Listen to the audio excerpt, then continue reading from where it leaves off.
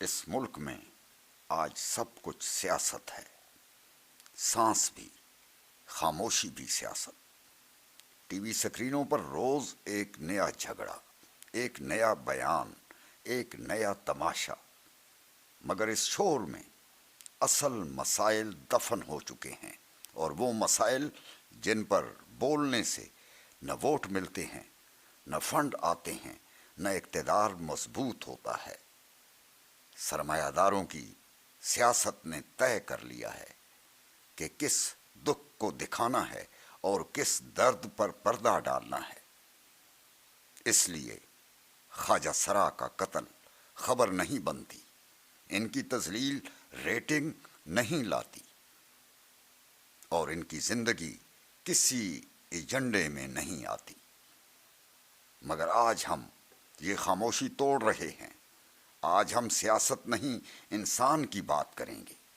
آج بات ہوگی پاکستان میں خواجہ سرا افراد کی۔ سنو پوائنٹ ڈیجیٹل کی تمام ویڈیوز دیکھنے کے لیے ابھی ہمارا چینل سبسکرائب کیجیے اور بیل آئیکن پریس کیجیے تاکہ سنو پوائنٹ ڈیجیٹل کی طرف سے آنے والی ہر ویڈیو کی اپڈیٹ آپ تک بر وقت پہنچ سکے۔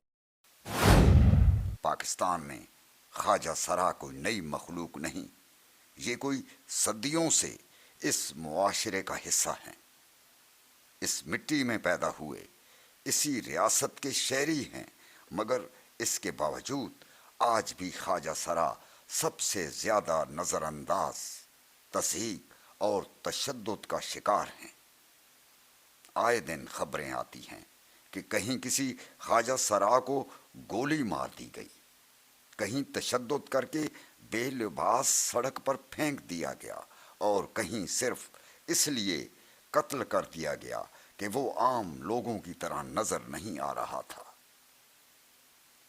سوال یہ ہے کہ آخر ایک شہری کا جرم کیا ہے؟ صرف یہ کہ اس کی شناخت ہمارے بنائے ہوئے خانوں میں فٹ نہیں بیٹھتی۔ پاکستان میں زیادہ تر خواجہ سرا گھروں سے بہت کم عمری میں نکال دیے جاتے ہیں۔ خاندان جو تحفظ کی پہلی دیوار ہونا چاہیے، وہی دیوار سب سے پہلے گر جاتی ہے۔ تعلیم کا حق چھن جاتا ہے، روزگار کے دروازے بند ہو جاتے ہیں، اور یوں یہ لوگ مجبوری میں بھیک مانگنے لگتے ہیں۔ ناچ گانے یا جنسی استحصال جیسے راستوں پر دھکیل دیے جاتے ہیں۔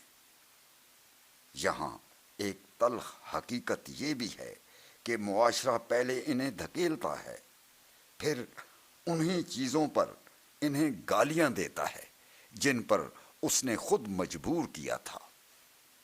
2018 میں پاکستان نے خواجہ سرا افراد کے حقوق کا ایک تاریخی قانون منظور کیا، جس کے تحت انہیں شناختی کارڈ، ووٹ ڈالنے، تعلیم، ملازمت اور جائیداد کا حق دیا گیا۔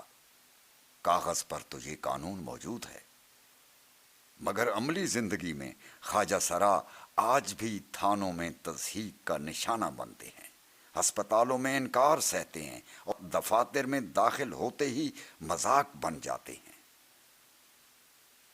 قانون بن جانا کافی نہیں ہوتا، اصل سوال یہ ہے کہ کیا ہمارا رویہ بدلا ہے؟ کیا ہم نے قبول کرنا سیکھا ہے؟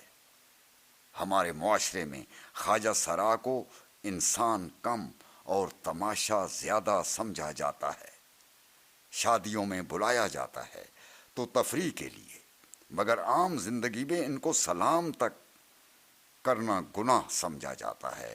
ان پر ہنسنا، فکرے کسنا، یہ سب ہمارے اجتماعی رویے کی عکاسی کرتا ہے۔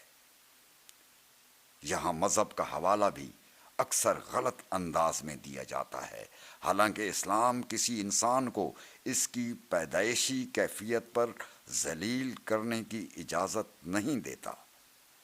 انسانی عزت، جان اور وقار سب سے مقدم ہے۔